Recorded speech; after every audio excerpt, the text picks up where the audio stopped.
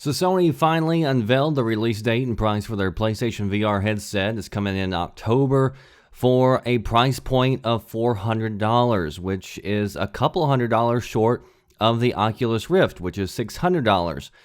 But that's not the full price, actually, if you don't already have a lot of this stuff. Sony later came out and admitted that you're also going to need a PlayStation 4 camera for it to work, and if you want the Move controllers, which is what they always show people using most of the time, you add that to the mix. By the time you add this all up, including taxes, before you even look at buying actually any games for it, you're looking at around $500, which seems a bit steep. Only $100 now less than the Oculus, but it's not completely outrageous. I still think it's a fairly decent price. I feel like it's within the price point that Sony needed to be in.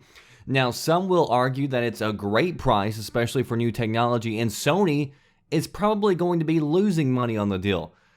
But you'd be dead wrong, because Sony is actually going to be making a profit on their VR system. There was a report today, I've got it up on VGN, I'll link it down below, where they stated that it's not going to be sold at a loss, so they will be making money on it. So they could have, lowered the price just a little bit more. So will this be a hit? So on one hand, Sony's probably going to sell a lot of these because it's the cheapest out of all the major VR systems on the market, aside from the ones that work with your phone, which I've actually used some of those. Those are actually, pretty nice. I was surprised by the quality of that. But many already have a PS4 system, so it's going to be the cheaper way to get into virtual reality if that's what you're wanting to do. But here's where the questions lie. And I asked a lot of these questions on my Twitter feed the other day. One, what games have been shown that would make buying a brand new system worth it? Like, how many of these games have you seen that it's like, oh my god, I gotta get one of these systems, I gotta throw $500 at this just to play this game? Aside from Robot Golf, has there been any unbelievable experiences yet? And I personally haven't seen any. I mean, you might have seen one or two games, but for me, that doesn't justify throwing down another $500 for it.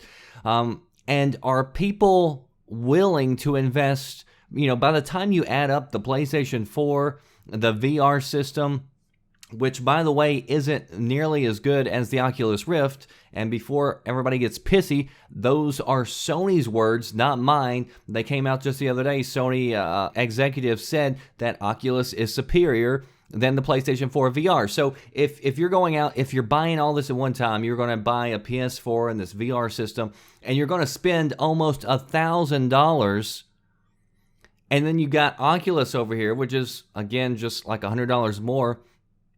You have more games on Oculus. You're going to have more mods. You're going to have a longer life system because you're going to have, people constantly developing for it. And that's just common logic. You're going to have a better quality system. I think you'd be better off investing just a little bit more and going with a PC. It's kind of like buying health insurance. You can get a cheaper deal, and I mean, it might help you if you get run over by a bus, but if you've got, regular problems and you really need it a lot, it's probably going to be a bad deal in the long run. So in the long run, you'd be better off spending more money on getting the better package, even though it might cost a bit more.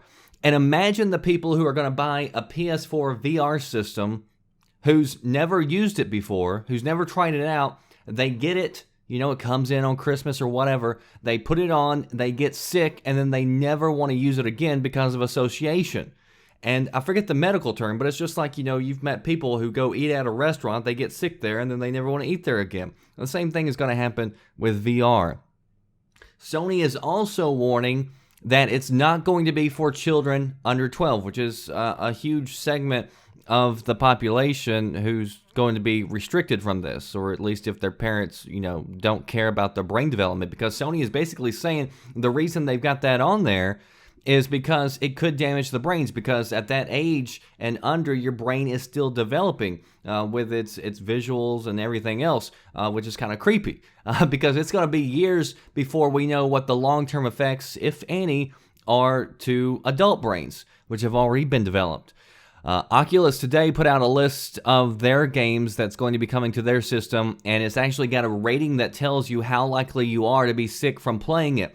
So as much as these companies talked about before, trying to get rid of the sick effect, keeping people from getting sick, the fact is nobody resolved it. I'm still reading reviews where people try it on for the first time and still feel nauseous. I'm not talking about just PlayStation VR, I'm talking about all of them. So there's no way to know how it's going to affect you until you actually try it out, which is a big unknown. So for me, it seems like a poor investment. It's expensive. There's not enough proven games, not enough proven software. Software is going to be what ultimately makes or breaks this thing. I mean, you can sell a ton of headsets. That still doesn't mean that it's a good thing, There's too many unknowns. How many people are going to turn their head and because you're attached with a long cable, jerk off the console off your stand, break it, somebody walks over, trips over it. Who knows? I think until these things become wireless, you're going to have a lot more problems. There's going to be a lot more negatives that go along with it. But I do, however, see the price point as being like the biggest selling point. And that's why I still think Sony is going to do quite well with this.